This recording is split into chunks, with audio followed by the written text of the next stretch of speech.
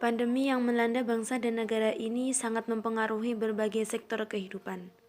Pengelola lembaga pendidikan tertantang untuk terus melakukan inovasi dan kreasi, baik dalam mengelola proses belajar mengajar secara daring yang masih menyimpan berbagai kendala dan hambatan, maupun dalam proses memasarkan lembaga pendidikan ke masyarakat dengan adanya pembatasan hubungan sosial. Sehingga bentuk-bentuk pemasaran yang selama ini dilakukan secara langsung menemui calon peserta didik sudah tidak lagi dilakukan.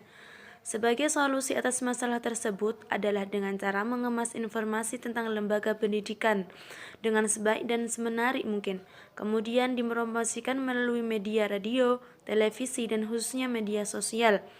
Mengingat hampir sebagian besar waktu masyarakat di masa pandemi COVID ini beraktivitas di rumah, pemilihan media hendaknya disesuaikan dengan kebutuhan, jenis kelompok pengguna, serta keluasan jangkauannya, agar informasi yang kita berikan tepat guna dan tepat sasarannya. Sehingga pada tahap berikutnya adalah proses pemasaran dengan menginformasikan keunggulan yang dimiliki, produk yang dihasilkan, biaya yang ditawarkan, kelebihan lokasi yang ditempati, mutu layanan selama proses, serta tawaran fasilitas-fasilitas yang mendukung terwujudnya apa yang diharapkan oleh stakeholder. Ketika itu, semua mampu dilakukan dengan baik sehingga stakeholder puas, maka calon peserta didik akan berbondong-bondong mendaftar sebagai siswa. Adapun strategi yang dilakukan sekolah dalam proses penerimaan peserta didik baru di masa pandemi adalah sebagai berikut. Yang pertama, konsep trial class, yaitu kegiatan bermain secara online melalui aplikasi Zoom yang dapat diikuti oleh calon peserta didik bersama orang tua di rumah dengan alat dan bahan kegiatan yang sederhana. Yang kedua, ngobrol bareng, yaitu melakukan percakapan dengan wali murid di sekolah tersebut melalui video siaran langsung pada aplikasi Instagram yang dapat dilihat secara langsung.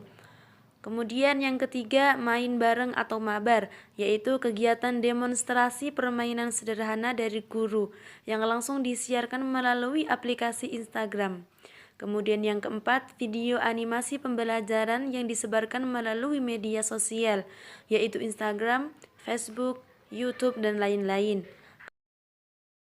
Yang kelima adalah memberikan diskon pembayaran sekolah dan memberikan kesempatan untuk membayar beberapa kali selama jangka waktu yang ditentukan oleh pihak sekolah. Adapun promosi sekolah yang tidak dapat dilakukan secara langsung, mengingat kondisi pandemi, maka dapat dilaksanakan secara online dan proses promosinya dapat dilihat oleh lebih banyak orang daripada secara langsung. Kemudian bisa juga dengan stiker yang ada di setiap sekolahnya, kemudian dengan pamflet atau banner, spanduk, dan lain-lain. Masa pandemi ini memaksa adanya perubahan dinamika dalam keluarga, yaitu hubungan antara anak dengan orang tua, di mana sebelum adanya pandemi, waktu anak terbagi ke tempat sekolah dan berkumpul dengan teman-temannya.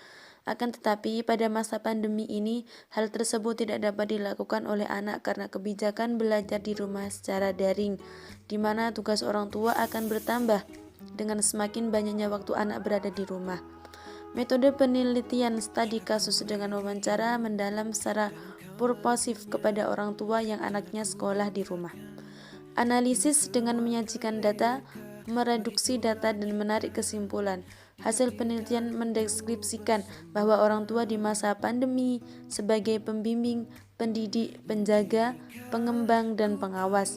Secara khusus, relasi yang muncul yaitu menjaga dan memastikan anak untuk menerapkan hidup bersih dan sehat, mendampingi anak dalam mengerjakan tugas sekolah, melakukan kegiatan bersama selama di rumah, menciptakan lingkungan yang nyaman untuk anak, menjalin komunikasi yang intens dengan anak, bermain bersama anak, menjadi role model bagi anak, memberikan pengawasan pada anggota keluarga, menafkahi dan memenuhi kebutuhan keluarga, dan membimbing dan memotivasi anak, memberikan edukasi kepada anak, kemudian memelihara nilai keagamaan, melakukan variasi dan inovasi kegiatan di rumah.